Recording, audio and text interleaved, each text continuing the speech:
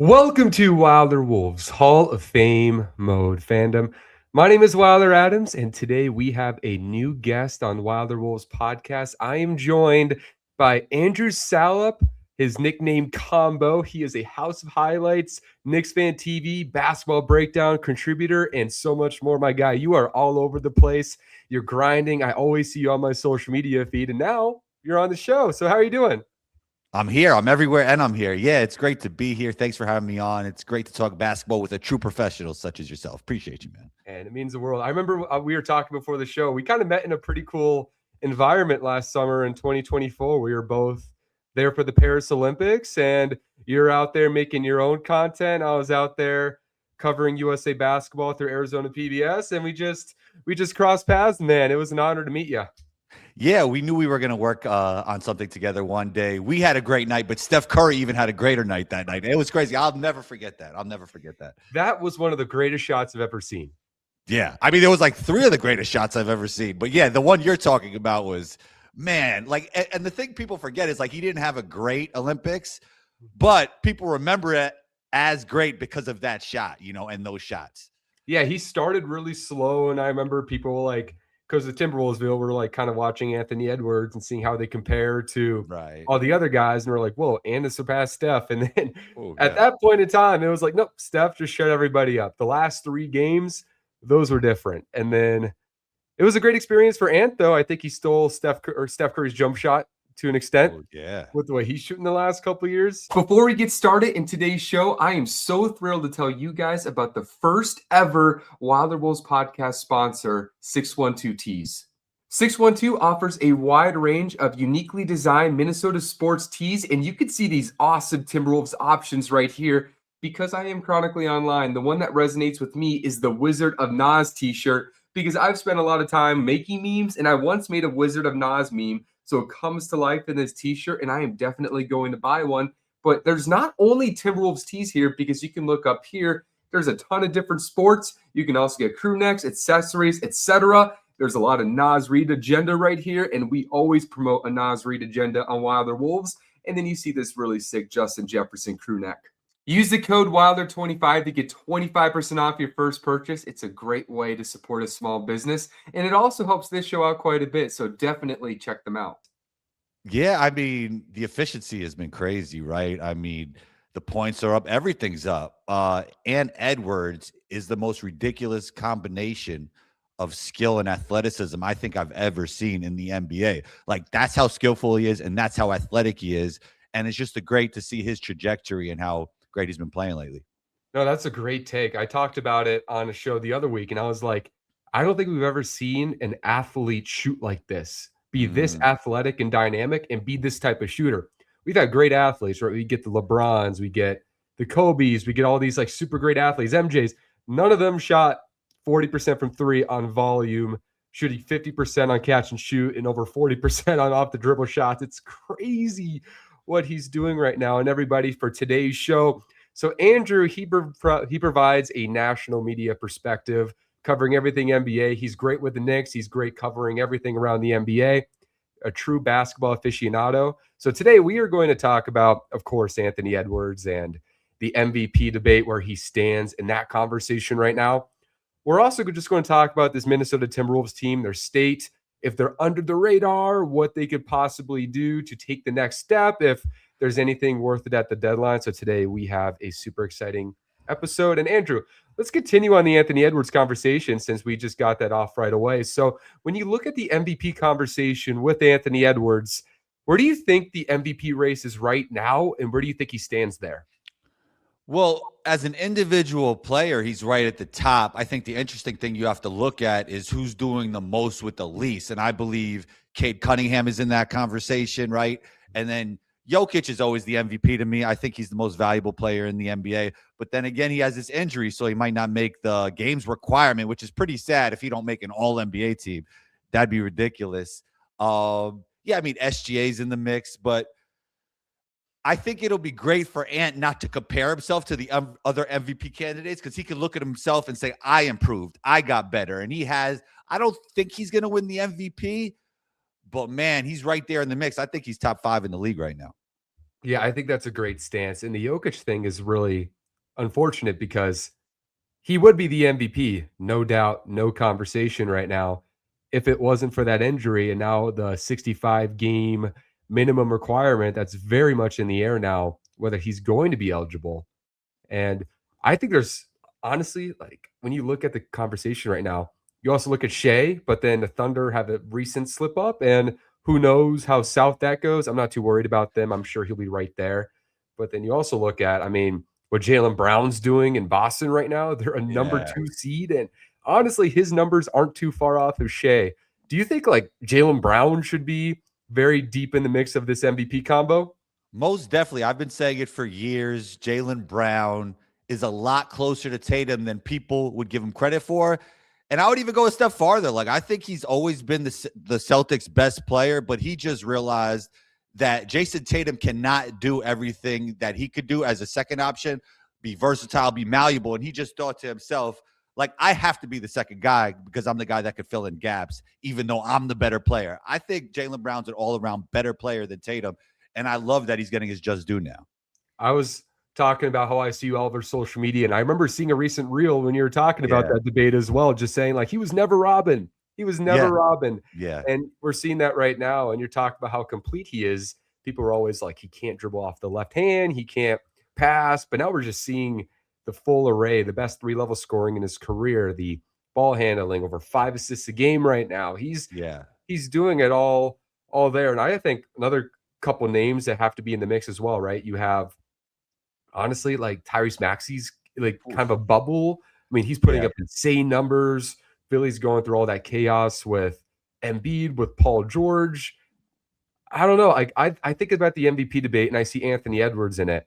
And Minnesota, I could see him move up as high as number 2 if everything goes right. Like Minnesota right now, I think has the second best record in the last 18 games. So if they can continue that upward trajectory and they end up as a third or second seed in the Western Conference, and then Anthony Edwards continues to put up 30 points a game on 64 true shooting, then you have to put him in the conversation in that remark. And also Luka Doncic, the defensive stuff. Like I just don't think the Lakers are going to stay top 3 in the West all year because they're a bottom 5 defense in the league. What do you think about Luka? I love Luka. I always felt like, to stay on Anthony Edwards for a second, he's not even getting as much buzz as he should nationally, right? It doesn't feel that way to me. I mean, we always hear about Luka because it's the Lakers. Jalen Brown is starting to get his just due now for what I'm saying about him, for what he's saying about himself, right? But I feel like Anthony Edwards is not getting a. But what do you think it is? A small market? Why is that? I think there's a couple factors. So I think one, of course, like you mentioned, the small market thing. I think there's this weird thing what they do with great athletes where it's like a phase where you get really excited about them and then you realize, oh, they're not in a great market. And then it's like, well, forget about them just to make trade rumors about them. Like I saw Kendrick Perkins make a trade rumor about him like a month ago. I'm like, what are we doing here? But I Well, he also, also said that Jokic pad stats, which was the worst take I've ever heard in my life. yeah, he had 2 of the worst takes I think on that show ever. It's Kendrick Perkins, man. He's a professional rage baiter. Shout out to him. Okay. But Actually, I don't know. he's good. But I don't think he's rage baiting on purpose. I really think he believes this stuff. I bet you're right. I feel like he's a rage baiter sometimes, but that's more me being emotional than logical. So Okay. that's what it is. But yeah, I mean Perkins is a fun watch for sure. But I think there's some of that where it's like almost not intentional, but kind of subconscious where you want athletes in big markets. And I also think it's the shiny new toy theory where we see with Tatum, we saw even with like LeBron when he was young, these players who are in the playoffs were making deep runs much more frequently. They're or much earlier than anticipated. And then once you see them 3 or 4 times and they don't make like the championship leap, Yeah. even if they're ahead of schedule, ahead of his own peers in his own age group, it doesn't feel that way. You hold him in the Donovan Mitchell, standard rather than the Cade Cunninghams, which is closer to his age group. So I think it's kind of the board factor. It's like before Shea won the championship, Luka Doncic and Shea, if you ask most people who's younger, people would say Shea if they didn't know. But Shea's actually older. I think it's part of that too. Yeah, I mean, he's exceeding expectations at this point when it comes to the trajectory. He's still at an age where you're trying to figure it out, and for him to be this efficient and this good, he was one of the most underhyped number one picks ever, in my opinion. Like there was a lot of skepticism around him about his like so-called love for the game, but I never really bought into all that. And obviously the way he works in the offseason is apparent in the efficiency, the way he polished the mid-range, the speed on his catch and shoot, still finishing at the rim at a high level. So yeah, he's basically exceeding expectations at this point. So yeah, I don't know what people are sleeping on. That was such a weird time in draft world too, because Yeah, that was weird. That was weird. that class was weird by itself because the 2 top prospects were players who reclassified a year. So Ant and LaMelo should have been in the 2021 draft. So you're getting these Right. kids who are just younger and they have weird paths where Ant doesn't go to a blue blood and LaMelo Ball goes to Australia. And then you're just like, what do we know about these kids other than they're athletic and a little erratic, like 99% of 18-year-olds. And then, as we know, Anthony Edwards is unhinged. So he's going to say what he thinks, and it's going to be taken the wrong way if you're not familiar with them. So I think that all of that hurt his draft stock, but he went one because it was just a questionable draft. But he's proven that not only is he fantastically gifted, but his narrative was just maybe as off character-wise as we've maybe ever seen a prospect be. Because, I mean, his work ethics, A+. His attention to detail, A+. The shooting talent, A+. If you ask people that in 2019, 2020, they'd be like, I'm not sure about that. Yeah, no, I totally agree. And I thought about it back then, like just the skill, the athleticism. You can't teach that. I think the passing is probably an improvement area, but he's not bad at that either. When we start talking about what kind of moves they could make, maybe they could find a player that could complement that. I don't want to tease what we're about to talk about, but I mean, he can really do it all. And the progression is amazing. I mean, he's arrived, and not enough people are talking about it. Yeah, absolutely. And I think even the MVP conversation is weird because he went 8 and 7, I think, the last 2 years in the actual race. Oh, yeah. Right now, if you ask a lot of people, he's probably in that 5 to 6 range right now. So you might look at that and think, oh, he didn't get that much better. But it's just that's if anybody's paying attention, he's gotten significantly better. I mean, it's career numbers across the board. So, I mean, what more could you say, you know? I mean, if you told people in 2020 he would shoot 50% from the field and 41% from three. Michael Jordan athleticism with Steph Curry efficiency. Look at that. Look at that. Steph Curry with the 40 and vertical. There you go. Clip that, man. Clip that. Let's do it. Let's do it. That's real worthy right there. Yeah, I think the Anthony Edwards conversation is fun. Now let's transition just talking about this team and what moves they can make. Before we go all the way into that, I would just love to hear where you think this team stands. Do you think this is a squad that might be, because you're talking about Ant maybe getting overlooked, do you think Minnesota is similarly there, or do you think they need to take another step with roster acquisition? Roster acquisition for sure, because I think they still need somebody to set the table. And as great as Mike Conley is, he's a little bit older now. So I don't think he could do that at a playoff level, championship level consistently. So you need a point guard. I think, the point guard position is dying, but that's exactly what this team needs.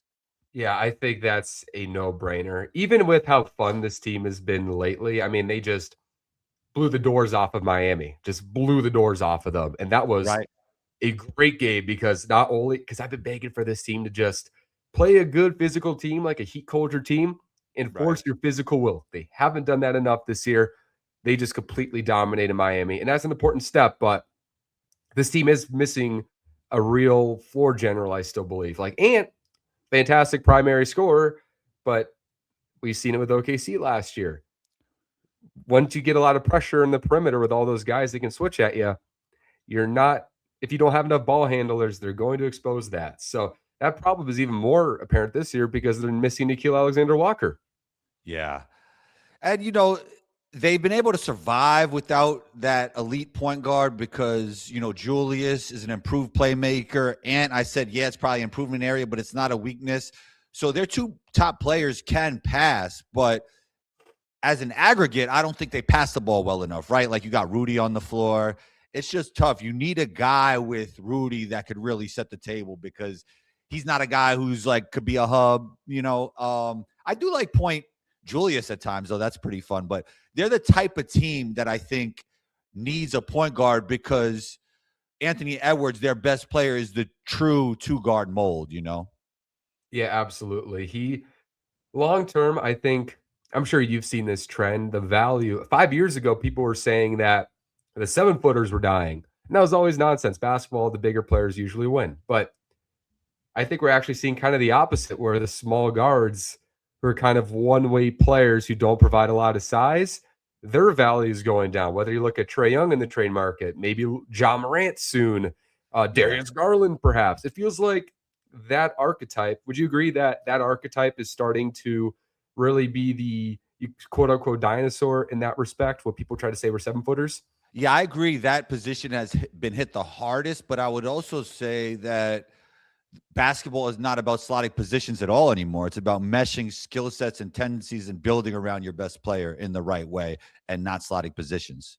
That makes a lot of sense, and I think that's where people are starting to devalue smaller players, right? Because they are naturally niche players, right? Yeah, So, exactly. Yeah. a And also play defensively, I mean, in the playoffs, the way OKC is, the way the Celtics won a couple years back. I mean, if you have one guy that could get hunted and targeted, I mean, it makes it tough with how versatile, big, and athletic these teams are. yeah, Minnesota got exposed for that last year too because Dante, love Dante's energy, love his spot up shooting, love his feel for the game. But I'm sure you've seen this because you watch plenty of Knicks basketball. Once you start putting pressure on him with an Alex Caruso of some sort or a Keeson Yeah. Wallace, his impact immediately drains as a creator. And that's when you have to move him off the ball. And Minnesota, because he's technically the shooting guard slash point guard with Ant, they don't really have that right now. So I would just love to ask you now, what type of players do you have in mind that Minnesota should consider? Like what specific names? Because we're talking point guard right now. Who would you consider? Trae Young. I would definitely consider Trae Young because this is what happened with the Miami Heat, right? Who the Timberwolves smacked last night. Shouts to Miami Heat. I have friends on the coaching staff there, so I don't want to be too tough on them. But, it's like James Harden was available, right? Mhm. And you start like thinking about all this stuff, like fake character concerns, this and that. You start overthinking it, and you don't realize that this guy was an MVP. Like when there's a guy who fits the position that you need and he's as talented as Trae Young, you got to take a look. Now, the downside is, as you would know with the contracts, is you might have to destroy the whole team to get him. And that's the biggest problem. But as a basketball player, I would definitely look at Trae Young. Other guys I would look at is Kobe White, who I love since college. I would look at Colin Sexton, who him and Anthony Edwards on defense would be super intense and dynamic. That would be a real fun team to watch with Colin Sexton and Anthony Edwards. But, it all is about how the salaries fit and who you could actually get in there without destroying your team. Yeah, that makes a ton of sense. And that's where the Trey Young conversation gets exciting and then it doesn't because you get a Trey Young and you think about him like, holy crap, with Rudy Gobert in the pick and roll and the Yeah. playmaking stuff next to Ant, that's exciting. But then you see a game against like Miami where it's like, ooh, when you have Big Julius Randle right there in the paint with Rudy Gobert and they're deliberate about it, man, you got something there physically that you probably have to trade at Randall plus Rob, which I don't care Oh, about Rob, but it's contracts, and then yeah. plus other stuff to get a Trey Young. And that's where I get scared. So you think you could keep those guys if you get like a Kobe White or a Colin Sexton? I think so. That's the question. Like Kobe White feels like such an easy fit. Like he doesn't provide the playmaking chops this team probably needs, but just having another ball handler, I think, is critical by itself, regardless of the level. But Kobe White's he's gonna be a free agent this summer, I believe, and he's making, I think, if I'm not mistaken, in that like 12 to 16 million dollar range. So you can easily envision like, oh, what if you just attach, you know, a Mike contract, a Dante contract, or a couple seconds or something like that, because you're probably just going to get better value for him being a free agent in the summer. How do you feel about Darius Garland on a lesser level, maybe Jose Alvarado? I mean, these guys are all point guards. I think honestly, at this point, like a point guard with a real pulse would be nice. So like I'll never rule anybody out. I love Mike, and I actually talked to a Timberwolves journalist yesterday who said Andrew Dukowitz. He said it might be hard to trade Mike because it's one of those unspoken rules where those Udonis Haslam, like just culture Yeah, guys, yeah. getting rid of those guys is more devastating than on the basketball court. So that's a real question Minnesota has to figure out with Mike. But the Darius Garland thing, he's making $39 million. So you would have to think like Okay, how does the money work there? Because Rudy's making 36. I'm not trading Rudy for Garland. Randall at 31, Nas at 21 and a half. Because Minnesota is also a first apron team, right? So they can't take in more than they give out. Right. So there's a lot of those worries for me. Just how does the money line up unless you just give up a player that's a very bold player to trade, such as like a Randall, which would be hard. I wouldn't trade Randall. He would be almost untouchable for me because compared to how he played with the Knicks, man, I just love how he's seeing the floor and how he's playing more of that point forward role and making those around him better. It was more like bully ball running into a wall. And I think him and Ant figured it out together. Like, Yeah. I think they figured out how to play together, and I wouldn't break that up. So forget about like all the contract stuff. Who would be the one point guard that's kind of on that could possibly get traded that you would like to see on this team? If you could just pick anybody, forget about contracts and all that. Okay, if it was a contract, if I get Trae Young for free, let's do it. Okay, Right? so you actually do like the fit, like because Yeah. everybody's so down on Trey right now. I mean, he's 4-time All-Star, super talented. What he could do at his position, in terms of passing the basketball and scoring the basketball, is very like in the best league in the world. Is like just so impressive, and he's super talented. You know this as well as anybody, just the level of talent you need to have to be that small and that effective.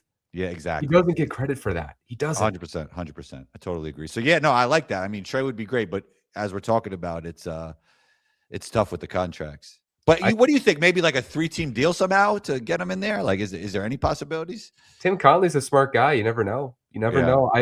Like I said on the show yesterday, I would like to say this player's untradeable. This player's untradeable. It's great. I mean, basically any fan, the fifth best player on the team, they wouldn't trade for Giannis. You know how fans are with certain players on their team. I know. I got a reel going viral. Would you trade Tyler Kolek and OG for Giannis? And I remember that. I watched that too. Yeah. They're all like, nah. A bunch of them said no. Yeah. Wow. Yeah. That's how it is in the NBA, though, man. Yeah. Another strategy I just think about, I think we need to talk about too, is just like there's some really bad teams that just have too many point guards on their team. Whether you look at like the Pacers and you're just like, oh, what is TJ McConnell doing there? Like, does he want to wait for AJ DeBonsta, or do you want to just get that player right in right away? Or even like the Grizzlies, where it's like, what's Ty Jerome doing? What's Scottie Pippen Jr. doing? Right? Like, there's a couple other names that I think aren't talked about enough. Scottie Pippen Jr. would be really nice. Ty Jerome, yeah, I like some of those names, and not to like stay on Trae Young too long. I just rather see him with the T-Wolves than the Wizards, though, because I think those are the two teams he's linked to. Would you be shocked if he ends up in Milwaukee? Oh man, yeah. I don't know. Yeah, it just doesn't move me as it would with the Wolves. I don't think it's not a bad fit. It's almost like you want to see Trey with like a Wemby or a Rudy or a Giannis, so that player could clean up what he does defensively. Yeah. So I'm not mad at it, but I just think it'd be more fun on the Wolves, and I think Trey on the Wolves is a better chance to win a championship than Trey on the Bucks. So yeah, I mean, it's cool. I could see why it would make sense with him and Giannis, but yeah, Dame and Giannis didn't work. I'd like to see him on the Wolves more than that, though. I just feel like with the Bucks, though, they're so desperate to get a name. And Minnesota, you could say the same thing about, like, if you have an opportunity to get somebody you're pretty confident could be a number 2 on a championship team, and people are talking about, like, you might get a first just to take on his contract. Why wouldn't you think about that? Yeah. It's going to be interesting. I wonder where he ends up. I just hope it's not the Wizards. I hope it's not the Wizards, man. That'd be like, what are we doing? Like, Yeah. It doesn't move the needle. It doesn't change anything about the season. That just feels very disingenuous. And if you're the Wizards, like, you're in a tanking year in a great draft, and you have, in my opinion, 2 A-level prospects in AJ and Darren and an A- in Cam Boozer and Caleb Wilson. I would just wait until next year to wait for a player like that, right? Garland could be available in the summer too. Go for a Garland after you draft a Bonsta, right? Yeah. So Trey in Minnesota is a fun idea. I mean, like, think about the starting 5, because I think I talked about it on the show yesterday. I didn't really know where I stood on would I trade Randall right now, because I really? think he's Okay. done. Yeah. He's also one of those guys. It's like he's a number 2, but then maybe you wish you had a better number 2. You know what I mean? Like, he's probably the 40th best player in the league in that range. So then there's But then who would fill that gap if like you wouldn't do Trae Young for Julius straight up, would you? Like just hypothetically. I don't know. I mean, I I feel don't like, think you'd have enough, to yeah, win with Trae. you'd have to probably give up. I know the money works. I did a mock trade. I made a tweet on Twitter the other day. It had 1 million views about like Oh a Trae wow. Young mock trade. So the mock trade was it's a 4-teamer. Minnesota gets Trae Young and John Conchar from Memphis. Okay. And then the Dallas Mavericks, they get Julius Randle, Rob Dillingham, Zachary Risache in the Cleveland first. Okay. The Atlanta Hawks, they get Anthony Davis and change. And then what was the other team? And then the Grizzlies get Mike Conley, and Conley retires home. So there was a 4-teamer I thought of, and I think that's what the money would suggest it would take because it worked on Fanspo. Might not work on other sites. It worked on Fanspo, so I'll just run with it. But Randall, Mike, and Dante, or Mike, or Mike, Rob, and Randall's contracts need to be in the deal, and then you probably have to sign a veteran on the minimum in free agency to have the minimum amount of players on your roster. Yeah. How about LaMelo or Ja? Or that's not possible either. I feel like you never know. I mean, I'm more anti-Ja than the average person is, just because Oh. I just think there's a headache there. I think I worry about the injuries. I just don't see the same burst this year, and I'm not sure if that's. I think that's a downward trend athletically there. And what is he without the athleticism? I worry about that. Well, Melo, in my opinion, if this dude is healthy, I don't know. I'm not sure where you stand on this. I was very much on the if he's healthy, this is Pistol Pete. Like this is a transcendent talent if he's healthy. And he's always hurt though. And Charlotte has not done him any favors until Concanipple came in and saved everything. But I think his talent is so special. I would love to bet on the talent, but I don't want to deal with Ant's second star in his prime when he's a top 5 player, top 3 player maybe, and he's dealing with a second star playing 30 games a year, you know? Pistol Pete averaged 44 a game in college. LaMelo duck college. What are you doing, Wilder? Come on. Okay, all right, that's fair. No. He was a pro. I just mess with you, but yeah. Here's the thing, though. If we just look at it, one of these guys are going to be the guy that's going to make a deep playoff run with the team and emerge, and everybody's going to be talking about and then all the videos we're going to see is like everybody slept on Trae, or everybody slept on Ja, or everybody slept on LaMelo. One of these guys are going to be in a winning situation. It's just going to be interesting to see which one, because there's too much talent there for them all to flame out. No, exactly. Yeah, one of them is going to work, and we're in such a weird year where all these guys are on the trade market. That's so rare. It is weird. And then there has been no trades, which is weird. Yeah, it's crazy. Do you think that's the January 15th thing? Because I know there's a couple big names on the 15th that are trade eligible. Kuminga. Yeah, that could be part of it. He'll never play for the Warriors again, so it'll be interesting to see where he goes. Why is that such a toxic situation, by the way? I know this is the Timberwolves podcast, but I've never seen anything like this where you have a talented 7th pick who maybe doesn't fit you well, but it's like you're done. You're not even playing anymore. What's going on there? It's a disconnect. I mean, he feels like he's a star player, and the Warriors don't look at him like that. And then the Warriors are trying to extend the Draymond, Steph Curry timeline. I don't know why I said Draymond first, but the Steph Curry, Draymond timeline, while he wants to be the star, he wants to be the vocal point. He's still in that mode that, like, I grew up in New York City. We all felt this way. We all felt we were the best player in the world, and he still feels that way. He hasn't kind of wanted to sacrifice yet. So it's just a disconnect between how the franchise looks at him and how he looks at himself. And there's no right or wrong. I mean, he might be right. He might be wrong. He needs the opportunity for us to see. Is there any, I'm trying to think if there's a recent star example of just this team did not like this player and then he just broke out. I think MPJ's, they liked him in Denver and then they just wanted a better fit and he just broke out. Drazen Petrovic was kind of like that. It's a little further back. He was with Portland. They were burying him on the bench. Then he went to the Nets. He was an absolute star. Unfortunately, he passed in a car accident, but I mean, he would have been one of the all-time greats if he survived that. So that's an example, but there's a lot of examples. I think Steve Nash started out slow, right? Chauncey Billups. Yeah, he became an MVP. Reed Shepherd might be that guy now. Who knows, man? Like he didn't play a lot the first year with Ime, but Ime's allowing him to play. I guess that's like a same team situation. But the NBA is so much about opportunity. So T-Mac with Toronto. Oh yeah. You know, there's some. Denny Avdia this year. Yeah, man, that guy took a leap, bro. Yeah, that guy's good. That guy's good. I had one of those weirdest, like, worst takes ever turn into an okay take because in 2020 I did draft writing for League Alerts, Okay. and I had Denny Avdia number 2 on my board that year, and Oh. everybody's like, "Whoa, what are you doing there?" So then when he averaged 6 as a rookie, I got a lot of funny DMs. But now we're year 6, and he isn't the second best player in the draft, but I'm not that mad about a guy turning into a 26, 7, and 7 guy being number 2 either. So it's not the worst take anymore. Ben Simmons with a jump shot. Yeah. Is it Ben Simmons making a return? How do you feel about him to Minnesota? Oh, I'm more pro Ben Simmons than most people. I'm not sure about you. I am. I'm with you, bro. I think it's okay. Look, maybe he never figured out the shot. Like, there's real back issues. I mean, maybe. I don't think. You know what it is? He just don't want to. Like, the one thing I like, Ben, crazy athlete, crazy feel for the game. One of the better defensive players in the league, maybe. If not, he was probably the best defensive player in the league, but he just never wanted to get better. Like, that was it. But he's still valuable, especially like on a veteran minimum, right? I mean, he's still very valuable. Yeah.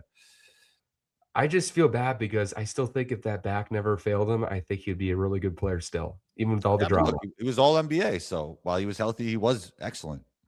No, absolutely. I mean, I'm down for it. Like, I think there's also another worlds. Like, maybe this team could use a Kyle Anderson, just another connector who can pass. And Ben Simmons. Love Kyle's game. Kyle's a great basketball player. Yeah, definitely. Ben's healthy. He fits that mold too. He's kind of got that Kyle Anderson type game now at this point of his life. So there's a lot of names. And now let's just say, as we wind down on the show, I would love to ask you where Minnesota is right now. Let's just say the deadline, they get an okay, like a solid backup point guard. You can pick the name. Any name, just a solid backup point guard, and that's all they do at the deadline. Where do you think this team would rank in the Western Conference for the rest of the year? I think at this point, if Jokic could come back healthy, I'd say Denver's number 1. I would have them. OKC's looking very vulnerable right now, but I would still have OKC number 2, and then it's them, and then it's the Rockets. I'd say 3rd, especially if they could get us a solid point guard, and then you just got it. They've been knocking at the door, right? It's been Western Conference Finals past 2 years, so. You look at the Celtics, right? They kept knocking at the door. That's what Minnesota has to do. Like, I wouldn't trade Julius, and obviously Ann is untouchable. So as long as you keep building around them and knocking at the door, this team eventually has a chance to win a championship, especially that you see that Anthony Edwards is still improving. But in terms of this year, I have them over the Lakers. I have them over the Rockets, but I still have to have Denver and OKC ahead of them. I think that's totally fair. And even like Denver and OKC, I'm more scared of playing OKC than Denver personally because they're one of the couple teams where they can match your size. Styles make fights. Like for the Spurs, obviously it's a bad matchup for OKC, but you're thinking that for Minnesota, OKC is a bad matchup for them. Yeah, exactly. Like they have enough ball handlers to throw at you. Randall likes to play the bully ball, as you know, and they have enough bodies to withstand that. Denver, I look at Denver and they're super scary, but we saw on Christmas, Minnesota matches up well with them and they can stay in that weight class and physically overwhelm them for stretches. And also, I think with the athleticism and even this year, their depth's better. They got Hardaway Jr., they got Bruce Brown, but they don't have an answer for Anthony Edwards. And even with Jokic on the court, he could be the best player on the court any given night. So I think Denver is one of those teams. We've seen it before. I feel fairly lukewarm confident playing them, and then OKC scares me. That's where it's like if you get another ball handler and you maintain this roster, that's when it's like, all right, the West becomes really unpredictable. Yeah, I mean, the whole season is unpredictable. That's what's making it fun. And then I think the Spurs beating OKC 3 times made the season even more fun, right? Because you got to start looking at the field with a great chance to beat OKC at this point when you've seen SJ himself said that, look, if a team beats you 3 times in a row, that means they're better than you. I mean, I'm paraphrasing here. That's what he said. So if the Spurs could beat you 3 times in a row, I mean, they're a threat. They're a title contender at this point, and then other teams could do it as well. On top of that, if Halliburton doesn't go down last year, I mean, OKC might not even be the champion. So that team is super vulnerable. I went as far to say they're frauds in the past. I won't go that far today because I'm feeling nice. But yeah, I mean, it's a wide open league. I know I'm in New York. New Yorkers want to see the Knicks win a championship. They just lost 4 in a row. So it's going to be interesting what happens out here in the East. But the league is wide open, and I think it's really fun. Yeah, the league's better when it's like super wide open. I mean, yeah, definitely. And even we talk about like the Spurs Thunder matchup. The Spurs, we talk about, whoa, they have 3 point guards. And we're just talking about the Thunder. They take advantage of teams that lack ball handlers. And then you have OKC there. And it's like, oh, look, you got Harper, you got Castle, you got Fox, all these guys. Even Johnson and Vassell can create time to time. And then you want a size disparity? Wemby's 7'6". I mean, that's a terrible matchup for OKC. So I'm fully with you there. It's crazy because Wemby's obviously their best player, but with him on the minutes restriction, at times he'll still drop 30, but it's not Wemby driving their offense. It's their dynamic guards. So you look at it, he's almost like in that Duncan role where he's obviously the best player, but he don't care about having that label, it feels like. In the context of the team, obviously Wemby wants to be the greatest player ever, but it's really the guards driving the offense, and then Wemby changes everything defensively, and Wemby will drop 30. So it's like, man, that team is tough. That team is just tough. Absolutely. I love to close off by just talking a little bit of Knicks basketball right now. So how has the Karl-Anthony Towns experience been for you guys? That guy's, man, and this is not news. Like, he just at times doesn't come up big when the moments are big. Yeah, I think that's an issue. I don't think he's the toughest guy in the world, but you do have to say he's one of the most skillful big men to ever play basketball. But with that said, he kind of like leaves something there. Like, you just want more, you just want more sometimes from Karl-Anthony Towns. So obviously super talented. One of the most skillful bigs we'll ever see. He said it himself, the best big man shooter ever, which is not true because Dirk is. But yeah, I mean, no, it hasn't been good. And lately, even though he's helped this team go far in the playoffs, but overall, I don't know. I give it like B- maybe. I mean, he's a good player. Yeah, we love him in Minnesota. He's one of those guys where I think late in his tenure in Minnesota, a lot of his frustrations started to really mount themselves, or just like, okay, Cat, just ground yourself, calm down.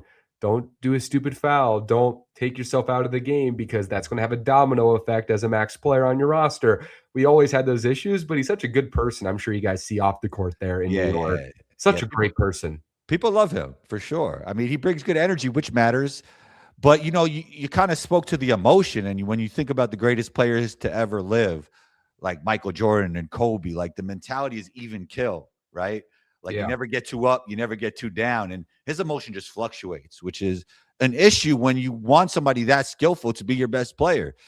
Now, if he was so dominant where Jalen Brunson could be your number 2, you'd probably be favorites in the league, but he just never has gotten there. But look, he's an all-star level player, bordering on all NBA level player every year. Great player, great talent. But at sometimes he just doesn't have that killer instinct, and then he gets a little too crazy emotionally.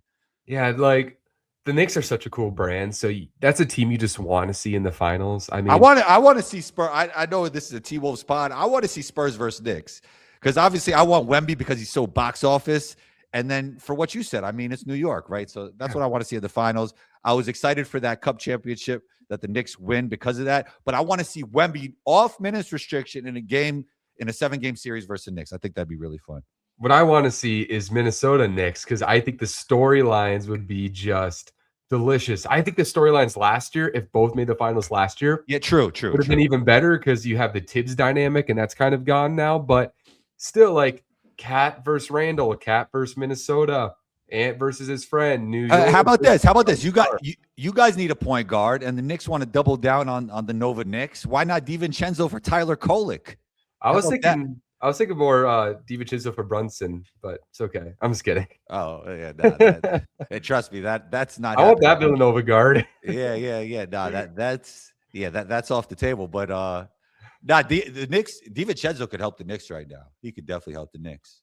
Yeah, it's going to be a very fascinating deadline. And Andrew Combo Salop, man, 10-year professional or basketball player, played overseas, had a great career, and now he's all over doing. You're part of the modern media, man. You are killing it. It's exactly where it's going. All the stuff you're doing with House of Highlights, with Knicks Fan TV, B-Ball Breakdown, man. Like, you're just killing it. I'm super happy for you, and I'm loving seeing your success. Thank you, man. Appreciate you. You're a true pro. It was great talking basketball with you. We'll have a night in Paris that Team USA won the championship. We'll never forget that night. We'll never forget that night. That was crazy. Like, when Steph Curry was doing that, I felt like it was like some kind of movie or a dream. It was crazy. And I'm not the biggest Steph Curry guy. Like, I've been on Steph Curry hater episodes for House of Highlights, but man, what he did that night, I'll never forget. I'll never forget. That was a great experience. It was great being. That's a cool place to meet a friend, like right in that environment. 100%. Couldn't have been better. Couldn't have been better. Absolutely. Everybody, if you haven't subscribed to Wilder Wolves, would super appreciate it. Make sure to like, subscribe. It's so great for the show. We're going to continue building a Timberwolves community where the fans, their voices are heard, but also you get a wide range of voices, because we'll get people like Andrew here who are just super, established media members who are all over the basketball world, not only Timberwolves, but NBA.